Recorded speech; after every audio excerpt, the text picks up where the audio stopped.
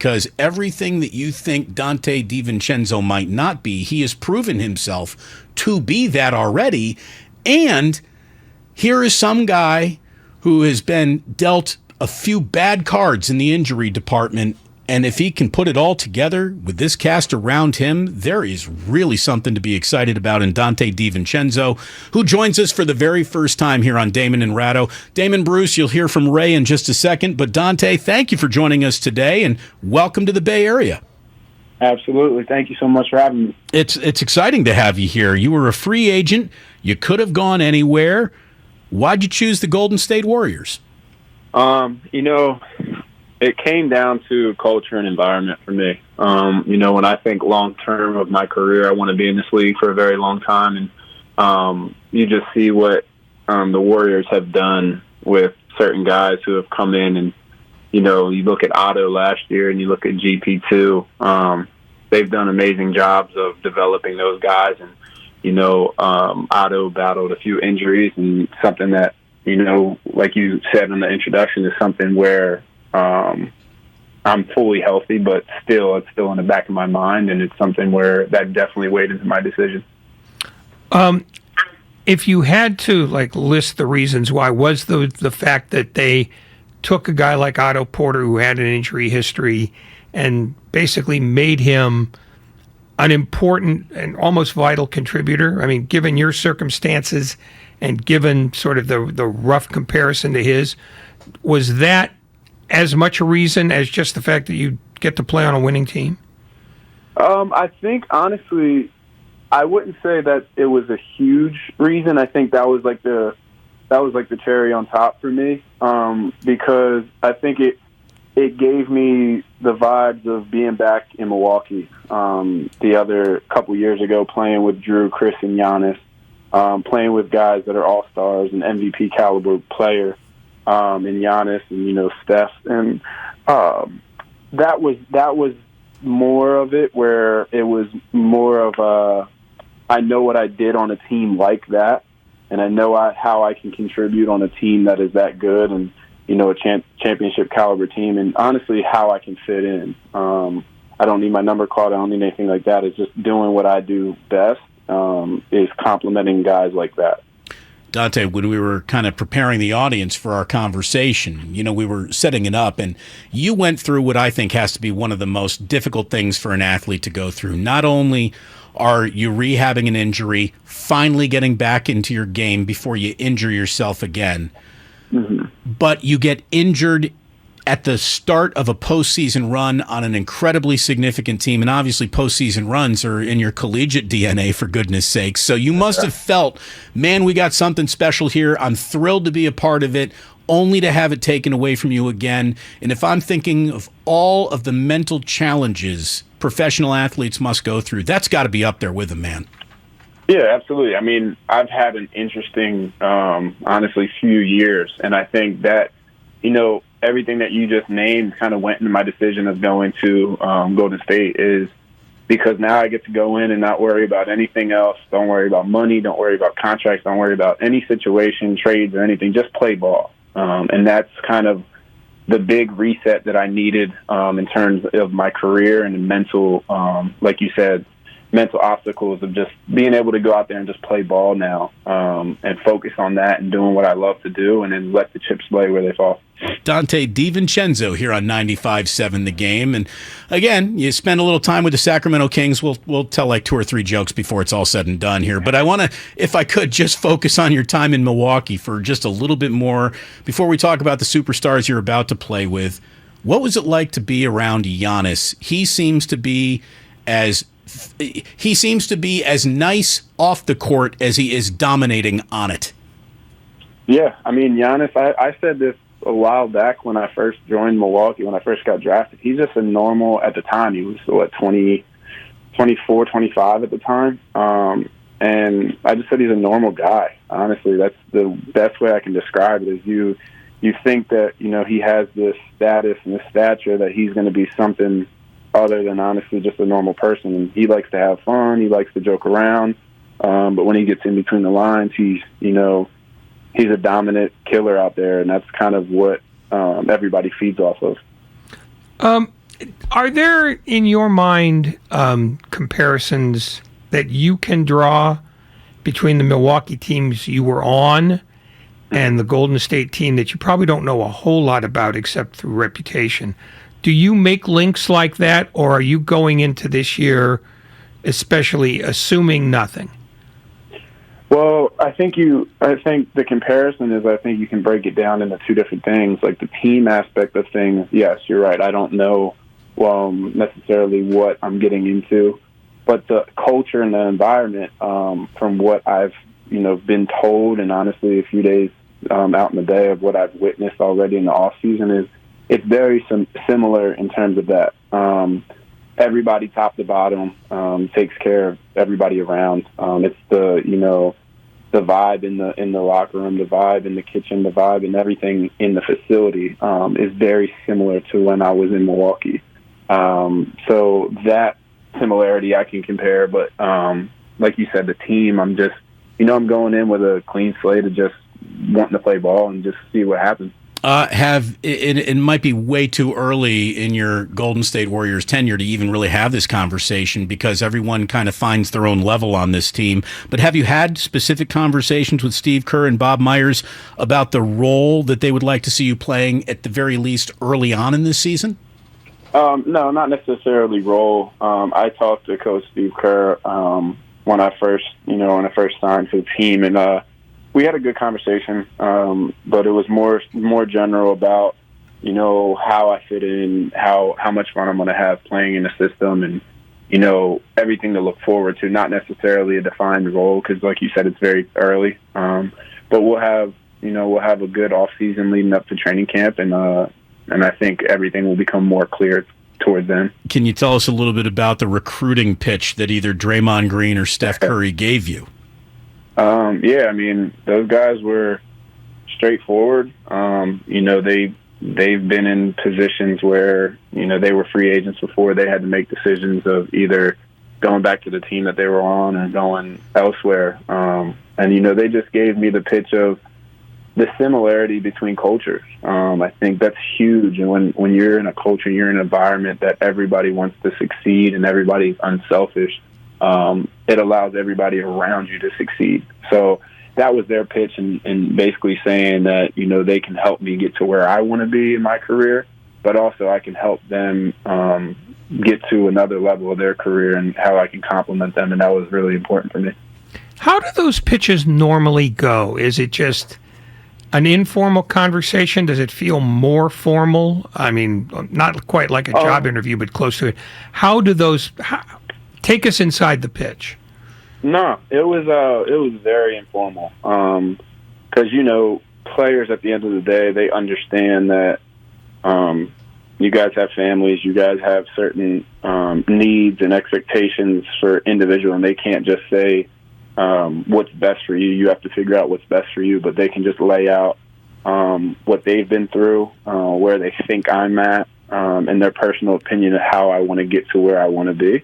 And that's what really helped. It helped because they weren't talking to me as a player; they were just talking to me as a person, and my best interest in mind, and that's what was really good to hear from them. Donte DiVincenzo, how often in your basketball career have you been treated less like a person and more like a commodity?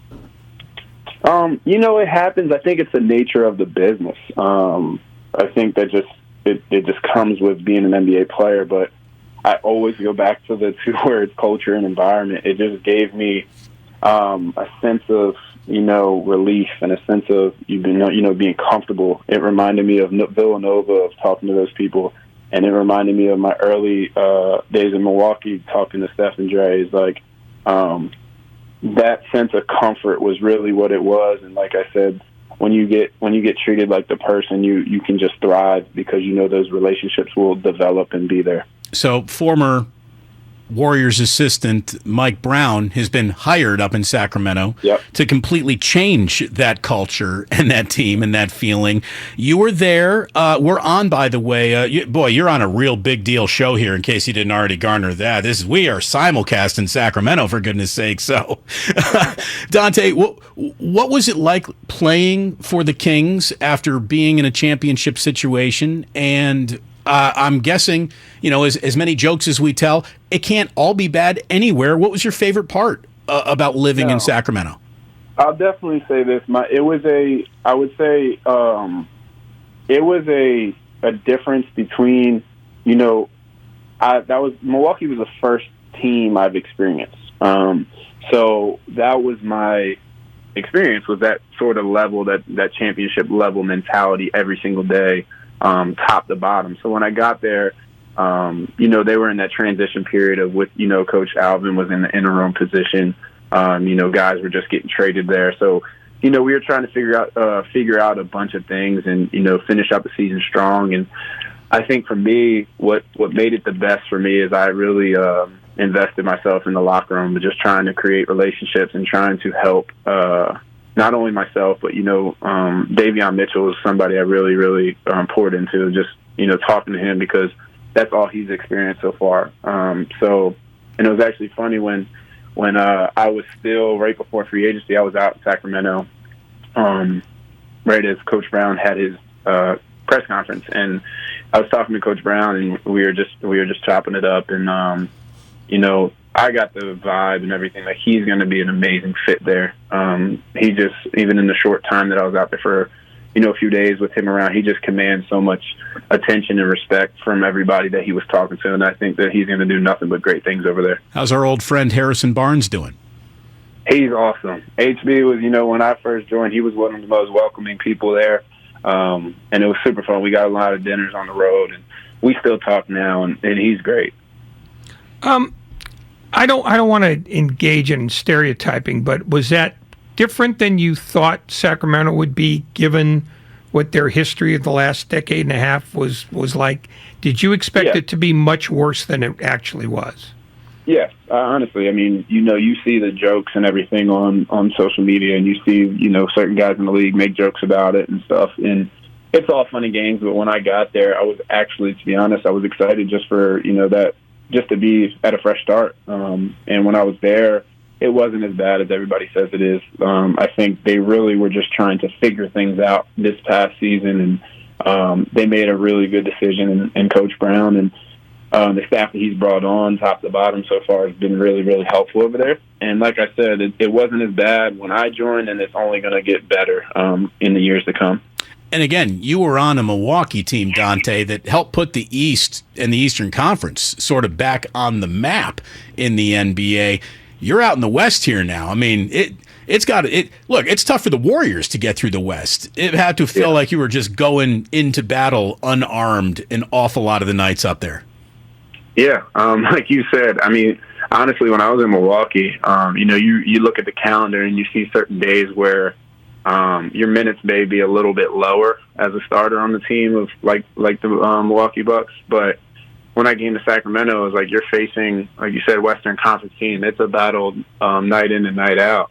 And it doesn't matter what effort you have. You really don't have a guy like Giannis on your team. So it wasn't where you can just relax and, your minutes are going to be a little bit higher. It's like you're going to be playing the whole game. You're going to be giving everything you got just to try to scrape by and get a win at the end. Donte DiVincenzo here with Damon and Ratto. This is not a basketball question. This is a human being question, because you've been picking up your bags and putting them down in a lot of different places. Again, your third team now in less than a year. How much of a whirlwind has the last 5-6 months of your life been, and how happy are you to finally be able to pick out an apartment that is going to be yours for the next couple of years? I'm gonna spend more time thinking about what coffee table and couch I want than I've been able to in the last 2 years almost. It's so funny. Right before I called, I was online on my computer and I'm looking up different furniture stuff. It's so funny you said that. honestly, it's been so crazy. My girlfriend and I, when we got traded to Sacramento, we're out there and we're like trying to figure out: do we get furniture? Do we not do anything? Like, do we keep it IKEA? Do we go a little bit better?